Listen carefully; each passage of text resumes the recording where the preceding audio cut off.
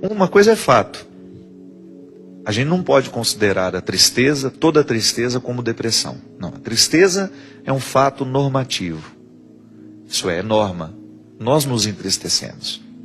Nos entristecemos porque temos motivos para isso. Ou até arrumamos motivo, né? Às vezes um motivo pequenininho, a gente estende aquilo e vai alimentando. A tristeza faz parte, a gente se decepciona, é natural que isso aconteça. Nós somos humanos. Nós não somos máquinas. E a depressão é uma tristeza que não passa. É uma tristeza sem motivo, muitas vezes. Quando nós identificamos que nós estamos estendendo demais um tempo de sofrimento, já é um sinal de alerta. Então, se você percebe que tem um familiar em casa, que depois da perda de um familiar, perda de um emprego, depois de uma traição, são situações graves, né? Que acontecem e que retiram o nosso prumo. Por exemplo, outro dia eu acompanhei uma situação de uma moça que perdeu o namorado. E se você visse aquela moça na primeira semana, você falava, vai morrer. Tanto que ela estava desolada. Ela não conseguia sair do quarto. Ela não conseguia abrir a janela do quarto. Então foi uma semana inteira, quase 10 dias, praticamente 10 dias, trancada dentro do quarto chorando. Então ali a gente já tinha motivo para pensar, ela está deprimida. E eu logo disse, não, isso não é uma depressão. Ela está chorando o que precisa ser chorado.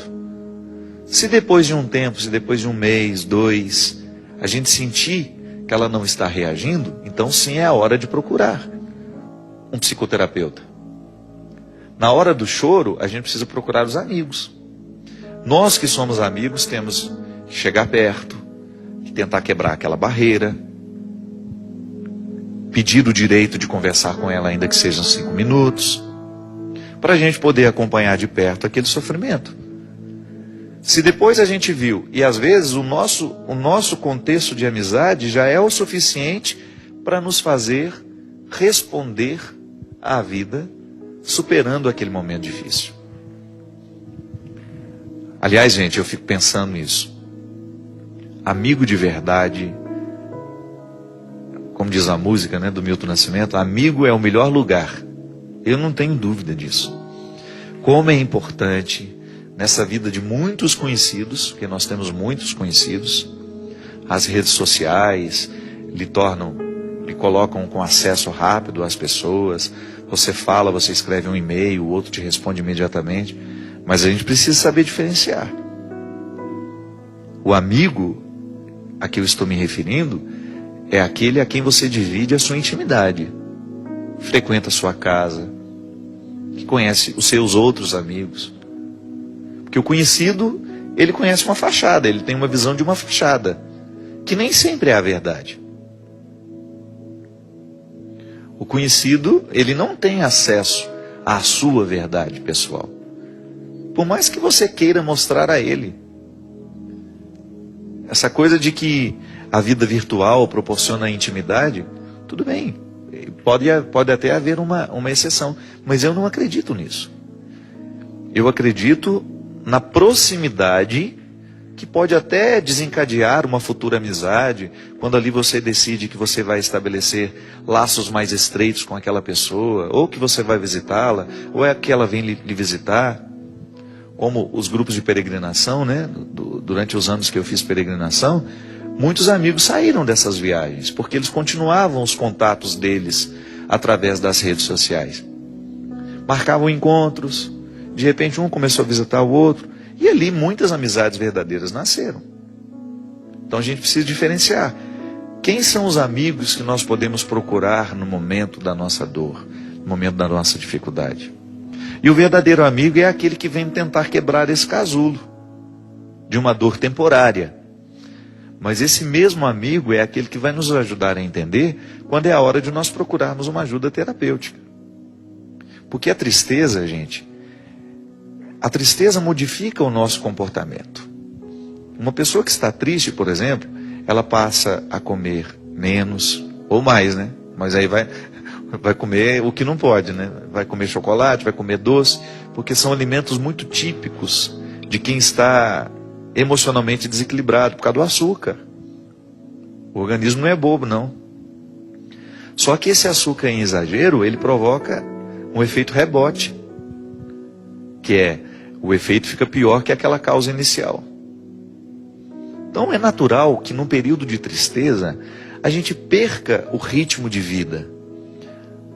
A gente fica trancado dentro do quarto, é natural que aquele ambiente vai nos desfavorecer uma saúde física, química.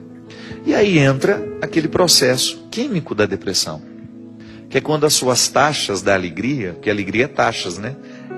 São hormônios. Não é por acaso a alegria. A alegria é fruto de hormônios. O organismo humano funciona a partir de hormônios. Você acorda porque um hormônio foi descarregado no seu sangue. Você dorme porque um outro hormônio foi descarregado no seu sangue.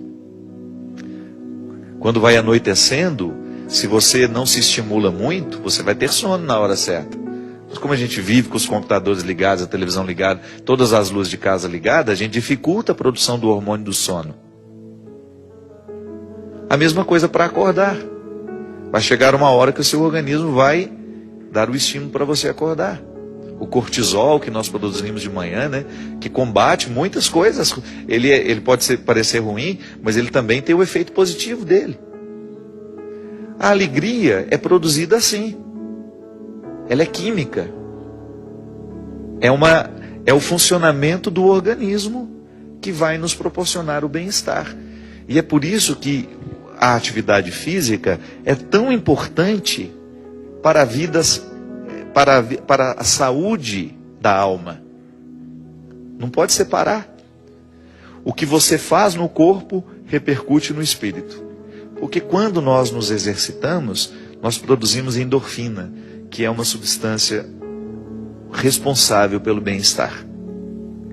Então a pessoa mergulhou num estado de tristeza, ela parou de comer direito, ela parou de se exercitar, ela ficou só deitada na cama, e é natural que ali exista uma desordem também interna, que com o tempo pode se agravando e pode evoluir para tornar-se um estado patológico que precisa de medicamento para reequilibrar temporariamente até aquela pessoa ter condições de reagir sem o medicamento. Mas tudo é acompanhado. Não é eu que vou me decidir, não sou eu que vou me decidir na farmácia, eu quero um remédio para depressão. Não pode ser assim. Ou eu quero um remédio para eu dormir que eu estou dormindo mal. Não é assim. A gente precisa ser responsável com a saúde. Precisamos procurar um bom profissional que vai nos avaliar, que vai fazer os nossos exames, que vai nos pedir uma investigação mais minuciosa dessa tristeza, para saber se ela é química ou se ela é motivacional. Porque se for química, precisamos do medicamento. Se for motivacional, precisamos mudar a estrutura da nossa vida. Eu volto a dizer, encontro o tempo todo pessoas realmente deprimidas, e é triste. A depressão é uma doença muito triste. Por isso que nós vamos ser muito solidários quando nós temos um deprimido dentro de casa, e precisamos ser muito atentos quando nós identificamos esse processo em nós. Para correr logo, para buscar a ajuda logo, para que isso não se agrave. Você sabe que muitos suicídios, eles acontecem no momento em que a pessoa está zerada de endorfina. Isso é, quimicamente ela está impossibilitada de ter bem-estar. Então o suicídio é muitas vezes uma consequência química também. A pessoa está zerada quimicamente falando, para poder enfrentar as dificuldades da vida. Minha gente, voltamos ao mesmo ponto. Nós não temos como evitar as tristezas, mas nós precisamos aprender a lidar com elas.